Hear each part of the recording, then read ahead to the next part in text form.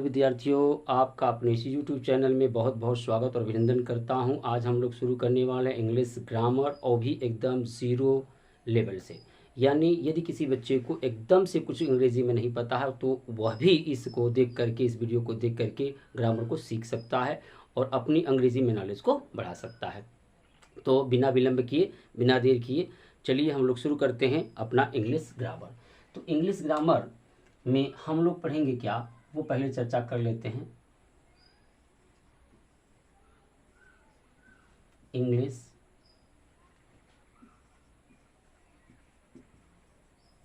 Grammar, अंग्रेजी व्याकरण। अंग्रेजी व्याकरण में मैं सबसे पहले आपको कवर कराऊंगा ट्रांसलेशन, यानी अनुवाद।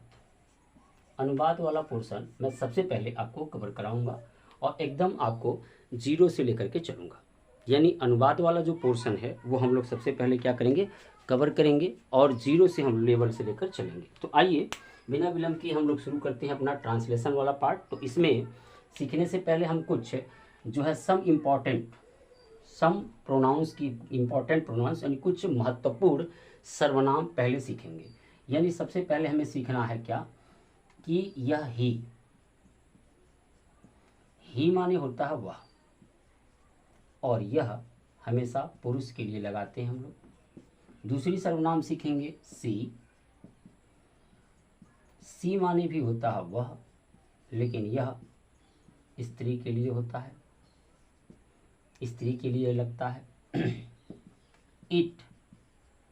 इट और इट माने होता है यह भी होता है और वह भी होता है। यह निर्जीव वस्तु या छोटे प्राणी, जैसे कीड़े मकोड़े, छोटे प्राणी, निर्जीव वस्तु या छोटे प्राणियों के लिए इट का प्रयोग होता है। तो ये तीन सर्वनाम आप पहले लिख लीजिए। अगला सर्वनाम हम लोग लिखेंगे आई माने होता है मैं, आई माने होता है मैं। फिर आता है वी माने होता है हम, और फिर आता है यू माने होता है तुम, यू माने होता है तुम। और इसमें का एक छूट गया अपना, वो होता है दे। यहाँ लिख देता हूँ दे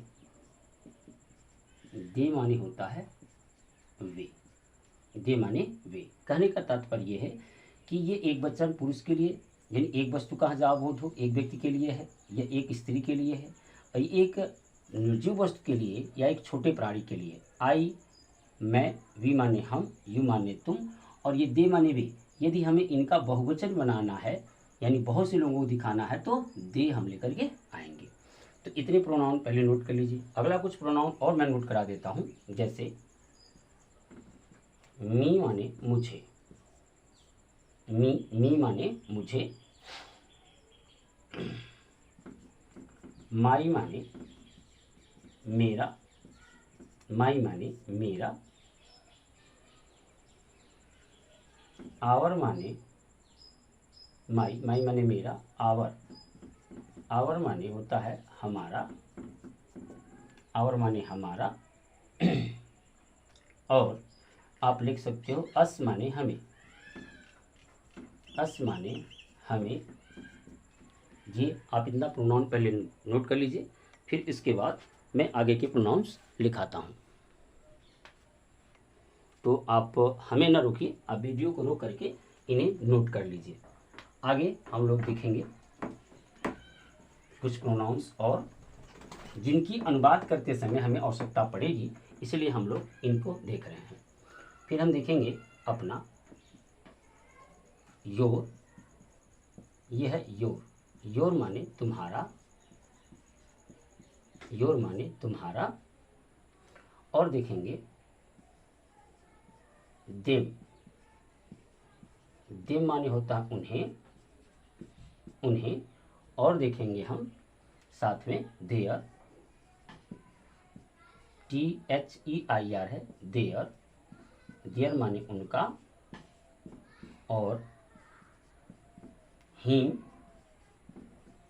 हिम माने उसे, हिम माने उसे, हिज माने उसका, हिज माने उसका, हर माने उसकी। तो ये कुछ प्रोनाउंस हैं जो हमारे अनुवाद करते समय काम आने वाले हैं, तो आप इन्हें नोट कर लें और इन्हें याद भी कर लें। तो आइए बिना विलंब किए हम लोग ट्रांसलेशन पार्ट शुरू करते हैं, और वो भी एकदम ज़ीरो लेवल से शुरू करेंगे ट्रांसलेशन पार्ट। तो मैं इसे रफ कर देता हूँ, आप वीडियो को रोक करके आप इन शब्दों को नोट कर लें और याद कर लीजिए। अब हम जो है शुरू करने वाले हैं अपना इंग्लिश ग्रामर का जो ट्रांसलेशन पार्ट, इंग्लिश ग्रामर का ट्रांसलेशन पार्ट, यानी TRA trans LATION, translation part यानी अनुवाद वाला भाग। और इसमें जो हम लोग पढ़ने वाले हैं वो पढ़ेंगे सबसे पहले टू बी का रूप। टू बी, इसका अर्थ होता है, इसे पढ़ते हैं टू और इसे पढ़ते हैं बी, इसका अर्थ होता है होना, इसका अर्थ होता है होना, टू बी। अब हम इसमें ये टू बी जो है ये ऐसी क्रिया है जो किसी काम का होना बताती है, यानी किसी का होना, यानी किसी वस्तु की उपस्थिति बताती है। सीधी सीधी बात है, ये किसी वस्तु व्यक्ति की उपस्थिति को ये बताती है कि वो वस्तु है। तो आपको हम बता दें, जो हम ट्रांसलेशन अध्ययन करेंगे वह तीन तरह से अध्ययन करेंगे। पहला PRESENT, इसे बोलते हैं प्रेजेंट, और ये है टेंस, यानी ये है प्रेजेंट, इसको बोलते हैं प्रेजेंट, और ये वाला है टेंस, प्रेजेंट टेंस। अब कैसे जानोगे प्रेजेंट टेंस? जब हिंदी में, जब आपकी हिंदी वाले वाक्य में, जब आपके हिंदी वाले वाक्य में, हिंदी वाक्य में, यदि हिंदी वाक्य में है, हूँ, हो, यदि आप बोल रहे हो, कोई वाक्य बोल रहे हो, जैसे मैं खाता हूँ, वह जाता है, तुम पढ़ते हो, राधा लिखती है, इस तरह से जब हो आएगा तो वह प्रेजेंट टेंस कहलाता है। कौन सा टेंस कहलाता है? Present tense. दूसरा हम लोग पढ़ेंगे पास्ट टेंस। दूसरा पढ़ेंगे हम लोग किसमें? पास्ट टेंस में। इसको बोलते हैं पास्ट और इसे बोलते हैं टेंस, पास्ट टेंस। तो पास्ट टेंस की हिंदी में कैसे जानोगे? जहाँ या, ये, ई, था, थे, थी। जैसे एक गाय थी, एक लड़का था, एक अध्यापक था, ठीक है, तुम पढ़ते थे, वह लिखता था, वह घर गया। तो इस तरह से था, थे, थी अगर आता है तो वो कहलाता है पास्ट टेंस। तीसरा हम लोग फ्यूचर टेंस, फ्यूचर टेंस, इसको पढ़ते हैं फ्यूचर, फ्यूचर, और ये हो गया आपका टेंस।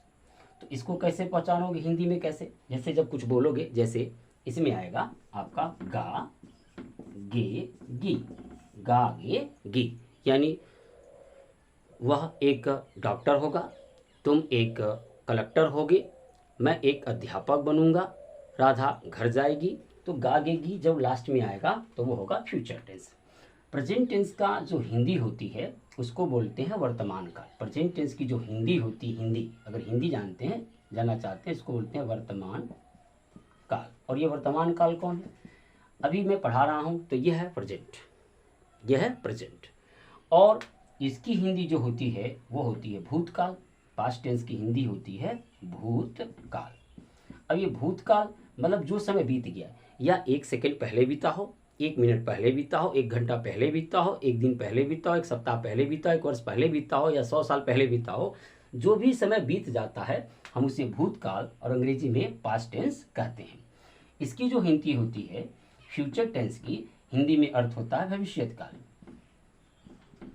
भविष्यति काल मतलब ऐसा समय जो अभी आएगा, यानी एक सेकेंड बाद आवे, एक मिनट बाद आवे, एक घंटा बाद आवे, एक सप्ताह बाद आवे, एक दिन बाद आवे, एक वर्ष बाद आवे, 100 साल बाद आवे।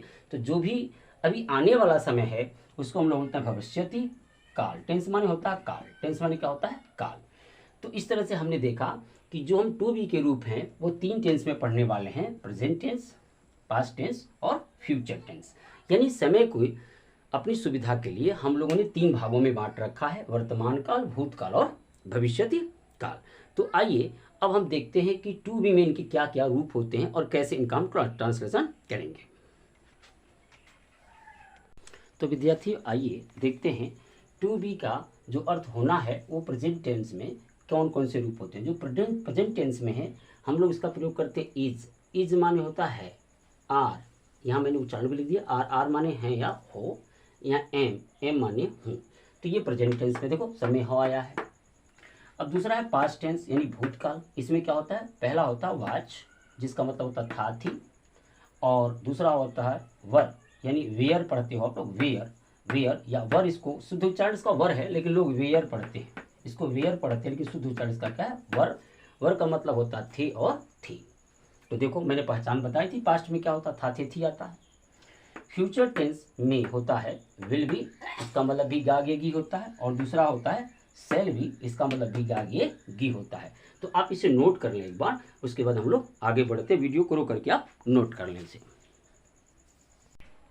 तो विद्यार्थियों हम लोग ट्रांसलेशन में जो है सबसे पहले क्या सीखेंगे कि प्रेजेंट टेंस यानी वर्तमान काल में टू बी के रूप। तो हमने भी दिखाया कि प्रेजेंट टेंस में वर्तमान काल में जो है आपका टू बी का जो रूप होता है इज, एम और आर होता है। यहाँ हम लोग सबसे पहले अफर्मेटिव सेंटेंस की चर्चा करेंगे, यानी जिसमें नहीं न आवे, जिसमें क्या नहीं आवे, क्यों कब कहाँ नहीं आवे, ऐसे सेंटेंस को अफर्मेटिव सेंटेंस यानी अफर्मेटिव सेंटेंस, और हिंदी में होता है इसको, हिंदी में बोलते हैं इसको साधारण वाक्य। हिंदी में बोलते हैं साधारण वाक्य।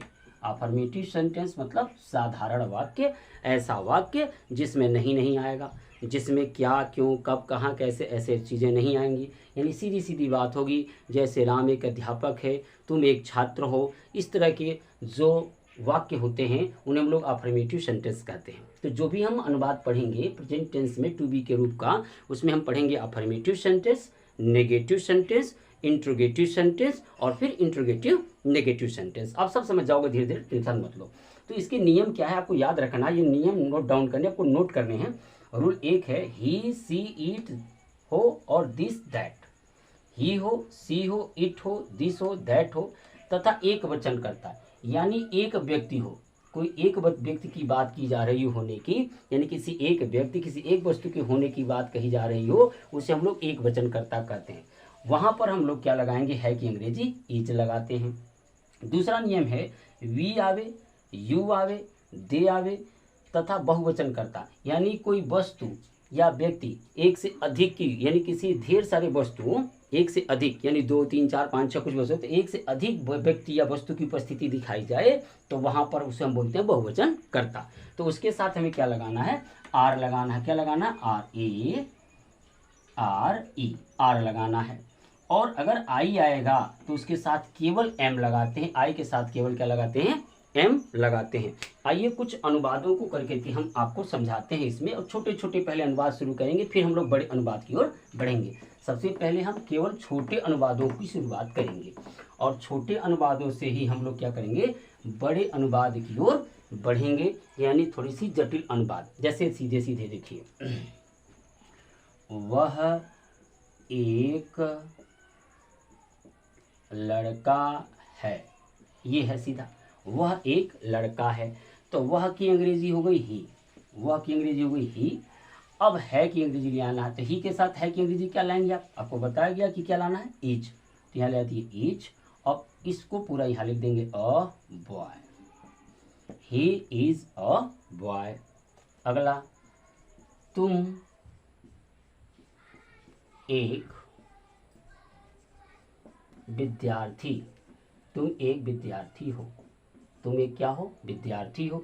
तो तुम की अंग्रेजी हो जाएगी यू, और यू के साथ देखिए क्या लगाना है, देखिए यू के साथ क्या लगाना है, आर। तो यहाँ लगा देंगे आर, यू आर। और एक का, एक की अंग्रेजी ए, एक की अंग्रेजी ए, और विद्यार्थी का होता है स्टूडेंट, STUDENT, यानी यू आर स्टूडेंट। मैं एक आदमी हूँ, मैं एक आदमी हूँ। तो आप इसको बना सकते हैं, मैं की अंग्रेजी आई, आई के साथ हूँ की अंग्रेजी कहलाएंगे एम, और एक आदमी मैन, अ मैन। यानी सबसे पहले इसकी अंग्रेजी लिखनी है, फिर लास्ट में है हूँ की अंग्रेजी, और फिर बीच वाले की अंग्रेजी लास्ट में लेके आते हैं। क्यों? क्योंकि जो हिंदी में, देखो हिंदी में बेटा क्या होता है कि सबसे पहले कर्ता होता है, उसके बाद कर्म होता है, उसके बाद क्या होती है, क्रिया होती है, उसके बाद क्या होती है, क्रिया होती है। लेकिन अंग्रेजी में हम लोग क्या करते हैं, सबसे पहले कर्ता जो काम करने वाला, फिर उसके बाद क्रिया लिखते हैं, और फिर क्या लिखते हैं, कर्म। तो अंग्रेजी के सेंटेंस की ये होती है रूपरेखा, और अंग्रेजी के सेंटेंस की ये होती है पहले कर्ता, फिर क्रिया, फिर कर्म। और हिंदी में क्या होता है, कर्ता, कर्म और क्रिया। तो इसलिए जो क्रिया होती है उसको हम कहाँ लाते हैं, बीच में, और इसको क्या लाते हैं, लास्ट में, ताकि हमारा अंग्रेजी का जो ये सेंटेंस है इस रूप में आ सके। आइए कुछ और अनुवादों के साथ मैं इसे आपको समझाता हूँ। ये पहला रूल, ये दूसरा रूल और ये तीसरा रूल, तीनों के तीनों रूल्स को आपको खूब बढ़िया से याद करना है, और फिर हम खूब ढेर सारे इस पे अभ्यास करेंगे, और फिर मैं आपको होमवर्क भी दूंगा ताकि आप इसे करें। तो विद्यार्थियों, मैं कुछ और अनुवाद आपके लिए लेकर आया हूं जिससे आप समझ सकें। देखो यहाँ पर है मैं तैयार हूँ, तो मैं की अंग्रेजी मैंने अभी भी लिखवाई आई, हूँ की अंग्रेजी क्या आएगी, एम, और तैयार की अंग्रेजी होती है ready, READY, I am ready, मैं तैयार हूँ। आप बोलते हो ना मैं तैयार हूँ, कहते हैं सर तैयार हो टेस्ट के लिए, तो कहते हैं हाँ मैं तैयार हूँ। अब से आप कहिएगा आई एम रेडी सर, मैं तैयार हूँ। तुम कहो या तुम लोग कहो आलसी हो, तो तुम की अंग्रेजी क्या होती है, यू के साथ अभी हमने दूसरा नियम लिखवाया कि क्या लगाते हो की अंग्रेजी, आर, यू आर, आलसी का LAZY, lazy, you are lazy. वह नेक है, वह मतलब ही है की अंग्रेजी क्या लिखनी है आपको, इज, ही के साथ इज हमने भी बताया। नेक का होता है GENTLE, gentle, he is gentle. आप या आप लोग तेज हो, तो आपकी अंग्रेजी या तुम कहो या आप कहो, उसकी अंग्रेजी क्या होती है, यू, और यू के साथ क्या लगाएंगे, आर। तेज का होता है intelligent, you are intelligent. Sita दयालु है, तो सीता एक लड़की है, और एक है तो एक वस्तु है, तो इसके साथ क्या लगाएंगे, इज। अब है की अंग्रेजी इज लगती है, देखो है की अंग्रेजी क्या लगती है, इज, तो पहले इसकी अंग्रेजी फिर इसकी लिखिए। देखो मैंने क्या किया, यहाँ पर पहले इसकी फिर इसकी अंग्रेजी लिख के तब ये बीच वाले को लास्ट में, पहले इसकी, ये दोनों का मतलब एक ही होता है, तो मैंने लिखी, फिर लास्ट वाले को लाया बीच में, और बीच वाले को ले गया लास्ट में। इसको यहाँ लिखी, फिर लास्ट वाली की अंग्रेजी लाया बीच में, बीच वाले को ले गया लास्ट में। इसको लिखी इसकी अंग्रेजी, आप कहो या आप लोग कहो, यू होता है, तो फिर लास्ट की अंग्रेजी बीच में लाया और बीच वाले को कहा गया लास्ट में। यहाँ पर भी करेंगे सीता, अब लास्ट वाली की अंग्रेजी सीता के साथ है की अंग्रेजी क्या होती है, इज, सीता इज। दयालु का होता है काइंड, KIND। अब वे लोग मेहनती हैं, तो वे की अंग्रेजी होती है दे के साथ हमने नियम में लिखाया है क्या लिखना है आपको, आर। अब मेहनती का लेबोरियस, LABORIOUS, लेबोरियस। तो इस तरह से हमने अनुवाद बनाना सीखा। अब मैं आपको होमवर्क दूंगा जिसे आप करेंगे, और नेक्स्ट क्लास में हम लोग उस होमवर्क को ऑनलाइन भी करेंगे। उनको मैं अनुवाद बनाकर दिखाऊंगा, आप देखूंगा कि आप लोग कितने लोग सीखे। यदि आपको थोड़ा कम समझ में आवे तो वीडियो को रिमाइंड करके बार बार देखेंगे तो निश्चित तौर से आपको अच्छे से समझ में आ जाएगा। मैंने बहुत सिस्टमेटिक ढंग से आपको यह वीडियो प्रोवाइड की है। तो विद्यार्थियों, आज के लिए बस इतना ही। फिर नेक्स्ट वीडियो में मिलते हैं हम लोग इंग्लिश ग्रामर के साथ, आपको जीरो से हीरो बनाने के लिए। तब तक के लिए मैं आपसे इजाज़त लेता हूँ।